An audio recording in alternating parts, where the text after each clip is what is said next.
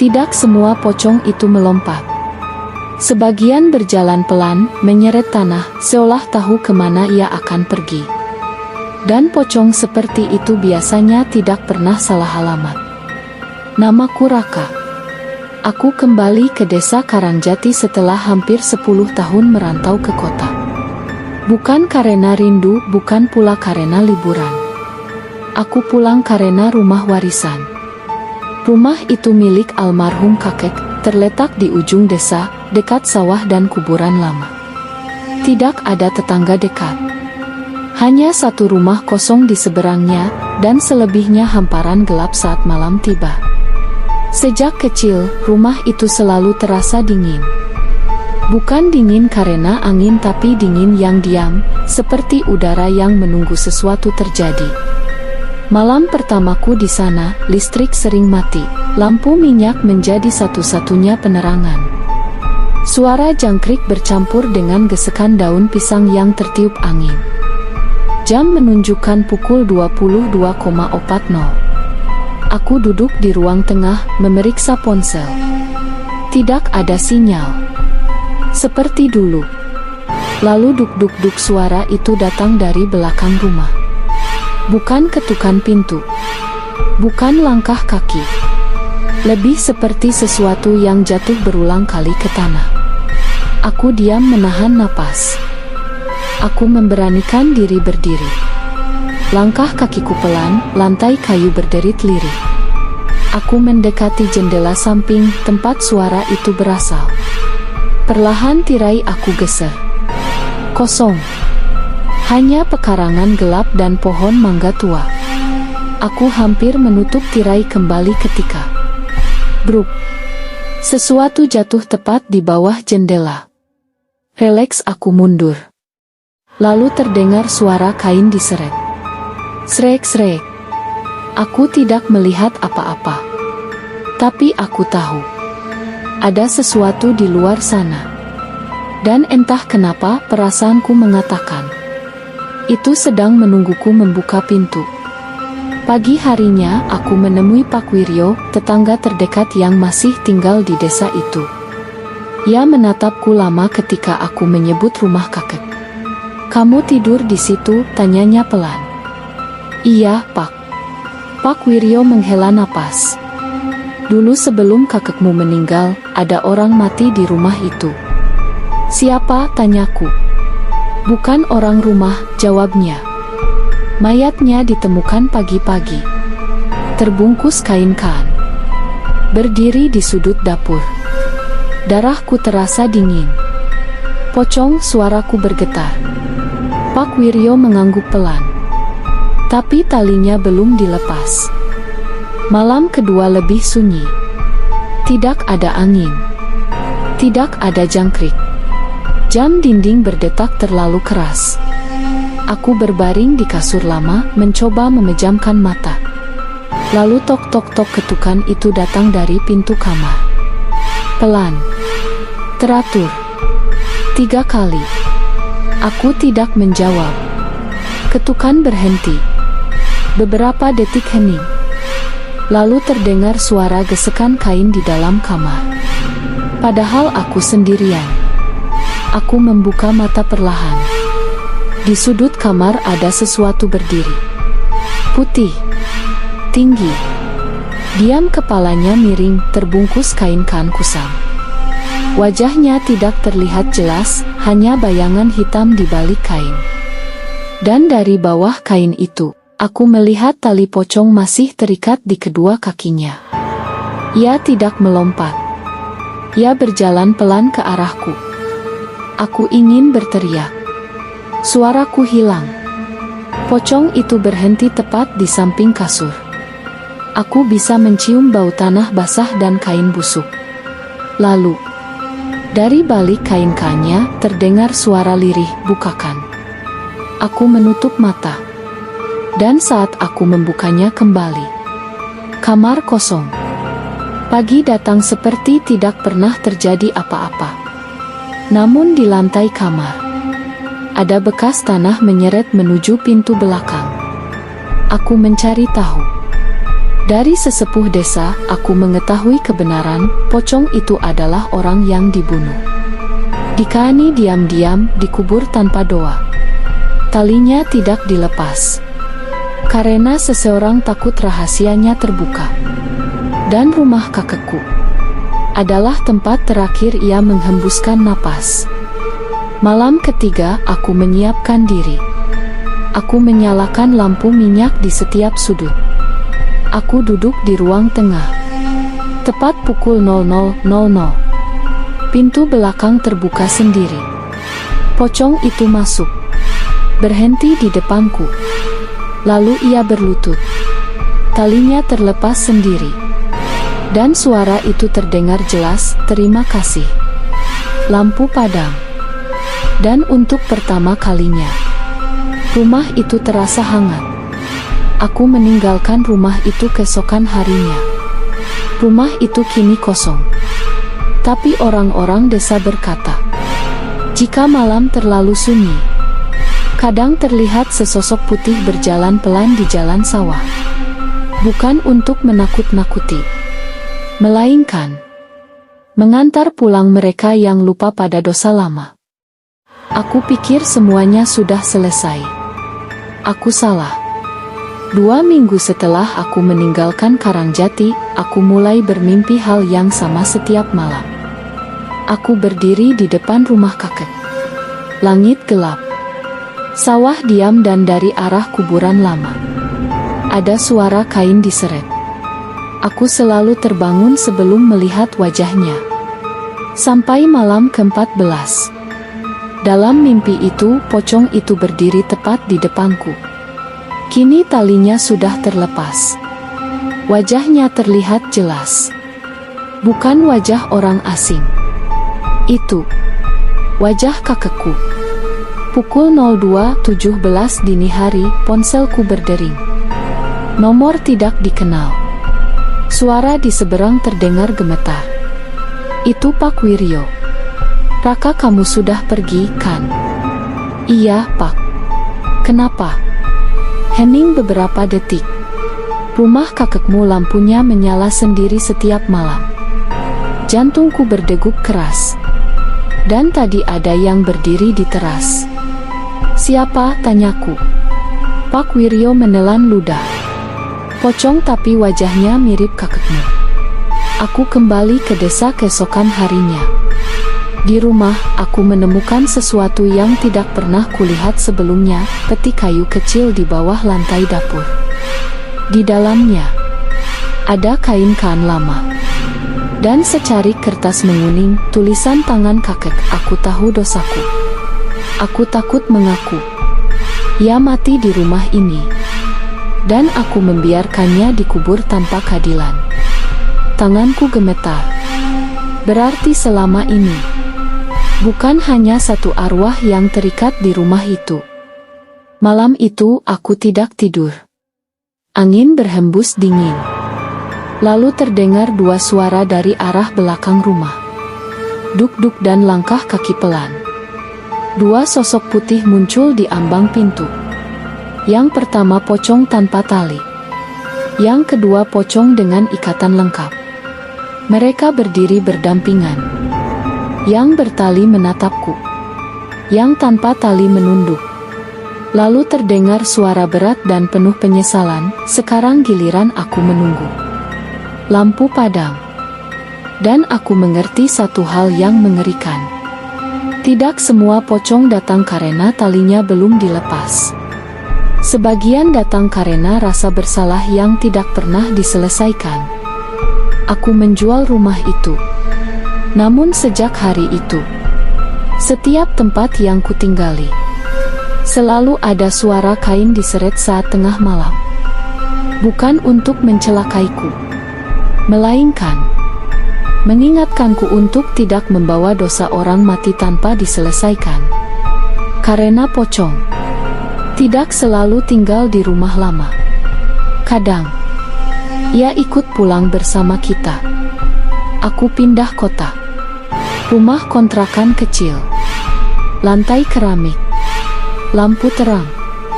Tidak ada kuburan. Tidak ada sawah. Tidak ada desa. Namun malam pertama di sana, aku mencium bau tanah basah. Padahal hujan tidak turun. Aku bangkit dari tempat tidur. Jam dinding menunjukkan 01.11. Bau itu semakin kuat. Datang dari pojok kamar. Aku menyalakan lampu. Kosong. Tapi di lantai ada jejak tanah menyeret menuju lemari.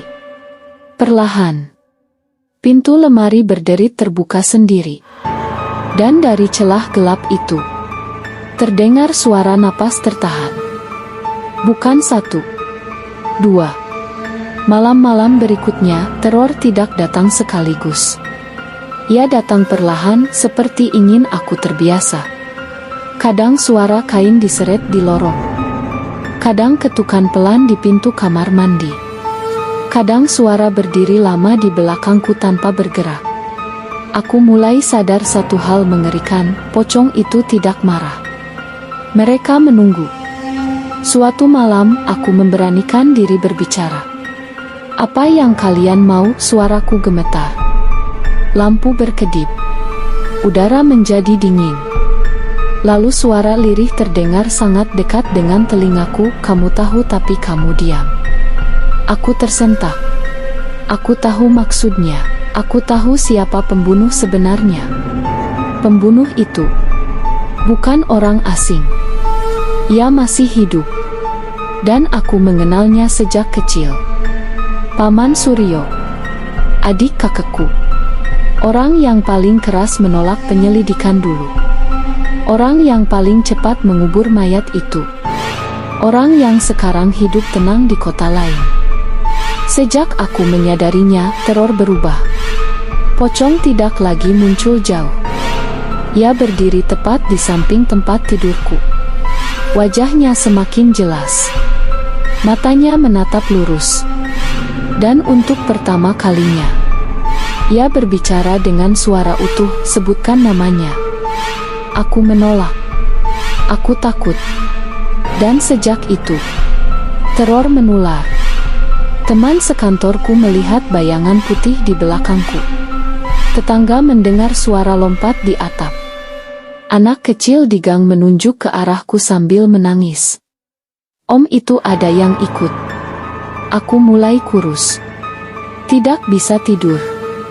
Dan setiap kali aku menutup mata, aku melihat tali pocong melilit leherku sendiri.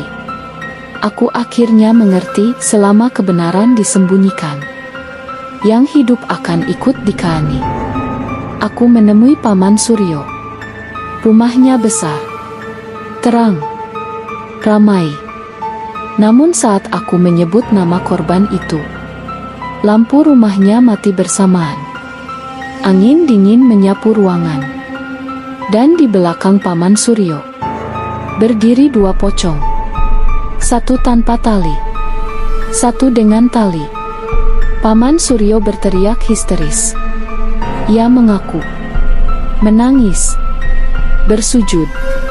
Dan saat ia menyebutkan semuanya dengan lantang, pocong bertali perlahan runtuh menjadi tanah.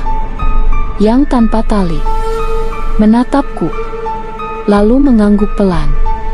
Malam itu aku tidur tanpa gangguan. Tidak ada suara. Tidak ada bau tanah. Tidak ada dingin. Untuk pertama kalinya, aku merasa sendirian. Benar-benar sendirian. Dan jujur, aku takut. Karena aku sadar ketika mereka ada, setidaknya aku tahu apa yang mengikutiku. Tapi sekarang, aku tidak tahu. Apakah semuanya sudah benar-benar selesai?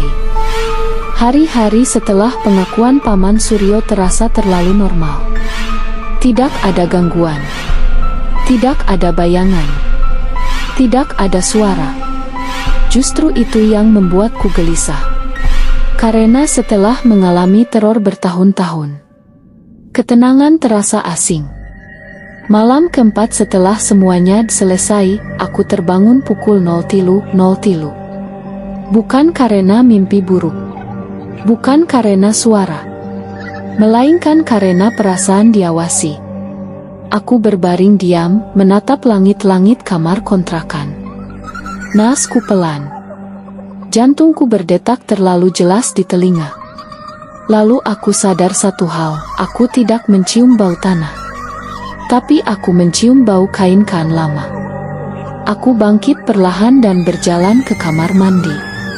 Lampu menyala. Cermin besar memantulkan wajahku pucat, mata cekung, rambut berantakan. Aku mencuci muka. Air dingin. Saat aku mengangkat kepala, pantulan di cermin tidak bergerak bersamaku. Bayanganku masih menunduk. Dan di belakangnya berdiri sosok putih tinggi. Bukan 2, 3. Aku membeku. Salah satu dari mereka perlahan mengangkat kepala. Wajahnya gelap, mata cekung, mulut terkatup kain. Dan dari balikan itu terdengar suara yang tidak asing, belum semua. Raka. Lampu kamar mandi padam. Aku jatuh terduduk. Saat lampu kembali menyala, cermin kembali normal.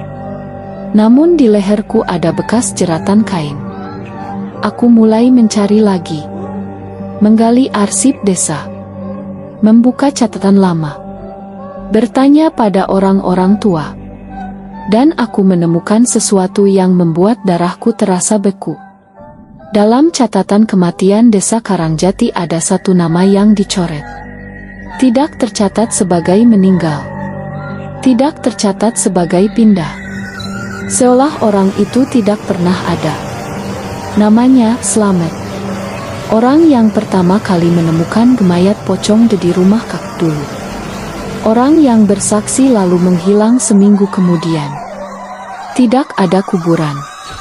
Tidak ada jenazah. Tidak ada cerita. Dan saat aku menyebut namanya dengan suara pelan, angin dingin menyapu ruangan. Aku tahu sekarang. Pocong ketiga adalah orang yang dibungkam karena melihat terlalu banyak. Malam itu teror berubah. Tidak lagi datang sebagai sosok. Ia datang sebagai ingatan. Aku mendengar suara orang menangis di sudut ruangan. Aku mencium bau darah kering bercampur tanah. Aku merasakan tangan dingin menyentuh kakiku saat tidur.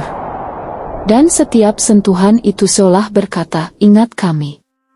Aku mulai bermimpi tentang tempat asing, tanah lapang, lubang dangkal, kain kan robek.